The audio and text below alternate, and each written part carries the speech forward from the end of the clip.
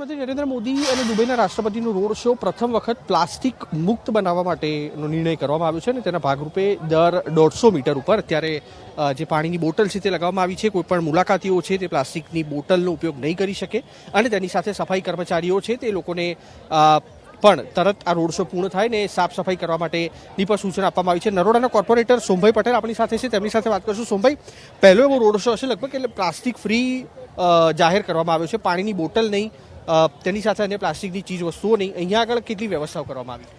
Plastic free road show એટલે નાની પાણીની બોટલો, મોટી પાણીની બોટલો, પાન મસાલાના કાગળિયા, ચાની નાની પવાલીઓ, આ ટોટલી પ્લાસ્ટિક મુક્ત રાખવામાં આવી છે.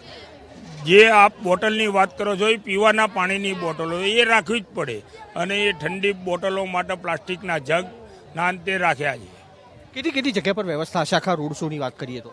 આખા રોડ શોની અંદર 14 જગ્યાઓ છે. 14 જગ્યાએ જે રાષ્ટ્રીય ધ્વજ સર્કલ કહેવાય ત્યાંથી તાજ હોટલથી છેક ઇન્દિરા બ્રિજના છેડા સુધી ટોટલી પાણી પીવાની ને લોકોને સુખ શાંતિ મળી રહે અને પ્લાસ્ટિકની બોટલો ના લાવે એના માટે આ સગવડ કરેલી.